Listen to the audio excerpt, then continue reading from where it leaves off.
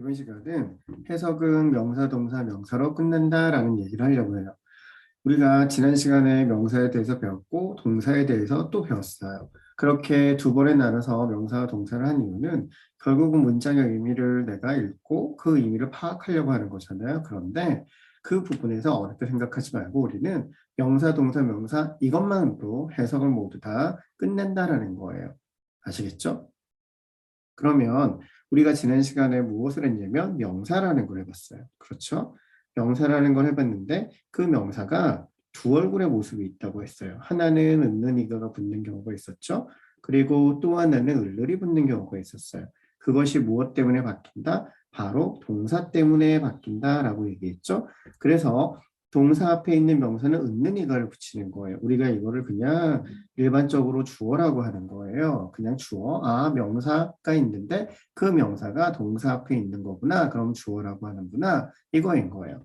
동사 뒤에 있는 명사는 어떻게 해요? 그 단어 뒤에 을하고 느를 붙이면 된다는 거예요. 그 다음에 예외는 그냥 느낌으로 하자라고 되어 있는데 이 부분은 비동사와 관련된 부분이 있어요. 그런데 이거는 사실 쉽지가 않아요. 알고 보면 쉬운데 처음에 익숙해지기가 너무 어렵거든요. 이 부분은 다른 시간에 시간을 내서 다시 강의를 만들도록 할게요. 그러니까 우리는 일단 명사, 동사, 명사로만 해석을 한다. 요것만 기억하면 좋겠어요. 그러면 몇몇의 사람들은 내가 명사, 동사, 명사로만 해석하는 게 굉장히 위험하지 않을까라고 생각을 할 거예요.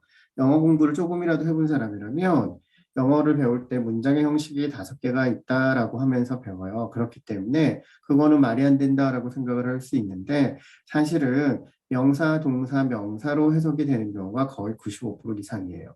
그러면 나머지 것들 때문에 내가 영어에 대한 불편함을 겪는 것보다 차라리 우리는 그냥 편하게 이렇게 배우고 이렇게 익혀서 명사, 동사, 명사로만 해석해도 내가 의미 파악하는 데 문제가 없다. 그렇게 편안하게 생각을 하고 영어를 접근하고 싶은 거예요. 지금 이 수업에서는. 알겠죠? 그러니까 우리는 나머지 여러 형식이 있었는데요. 이건 일단 생각하지 말아요. 그리고 대신 명사, 동사, 명사 요거만 생각을 하고 해석을 하려고 노력을 하는 게 필요한 것 같아요. 이 부분은 지난 시간에 복습에 해당이 되겠죠? 동사를 기준으로 해서 동사 앞에 있는 이 명사 뒤에는 은는이가를 붙이도록 하자. 그 다음에 동사를 기준으로 해서 뒤에 있는 명사에는 을을 붙이자. 요거 지난 시간에 한 거예요. 지난 시간에 우리가 명사와 동사에서 수업한 거 간략하게 정리를 해본 거예요. 아시겠죠? 요 그래프와 같은 느낌을 머릿속에 딱 기억을 하고 이제부터 해석을 한번 도전해 보는 거예요. 자, 그러면 우리가 한번 해볼까요? 자, I가 있어요. 그러면 나죠? 뒤에 뭐 붙이자? 나는이 좋겠네요. 나는 좋아한다. 왜냐하면 동사는 다를 붙인다고 했으니까.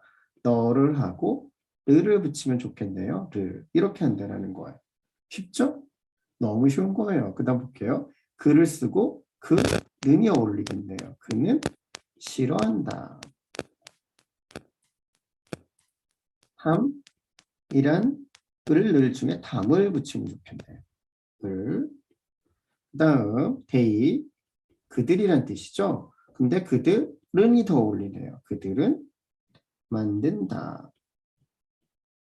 그 다음에 즉, 을. 자, 여기에서 공부를 조금 해본 사람이면 여기에 관사가 있어야 돼요 라고 얘기할 수 있어요. 그런데 일단은 그런 거 신경 쓰지 마요. 알았죠? 우리는 그냥 편하고 그냥 간편하게 영어를 내가 이해하는 데 초점을 두는 거예요. 아시겠죠? 그 다음에 그녀 는이 좋겠네요. 그 다음에 주다. 그 다음에 반지. 반지는 늘이 어울리겠네요. 늘.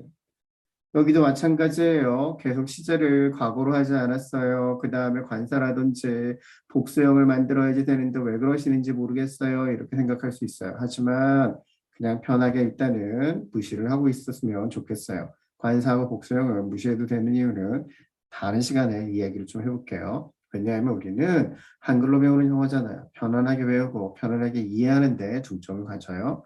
자, 그 다음에 여기에요. 여기가 조금 달라요. 왜냐하면 이게 비동사 때문에 그런데 잘 봐요. 좀 달라요. 나는 이다라는 거예요.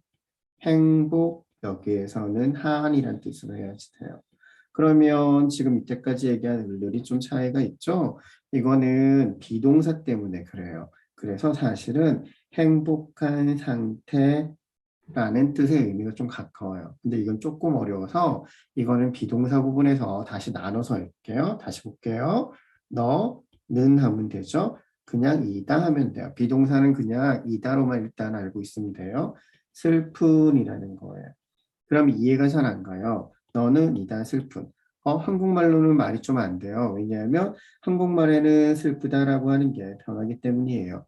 하지만 슬프다라고 내가 영어를 알고 있는 이상 우리는 문장을 내가 누군가한테 말을 할 때 표현도 안 될 거고 그 다음에 알아듣기도 힘들 거예요. 그러니까 일단은 비동사는 다른 시간에 할 거니까 이렇게만 기억을 해요. 은는이가를 붙이고 다를 붙이고 을르를 붙인다. 아시겠죠? 굉장히 쉽죠? 이렇게만 생각을 해요.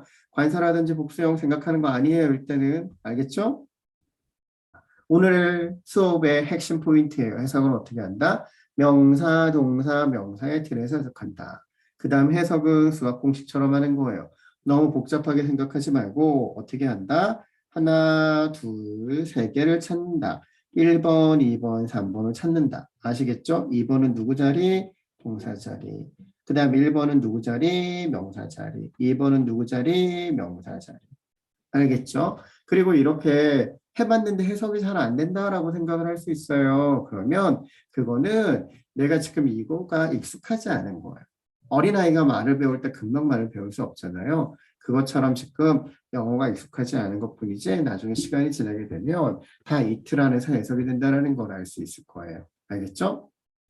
오늘은 여기까지 마치도록 할게요. 다음 시간에 좋은 모습으로 다시 봐요.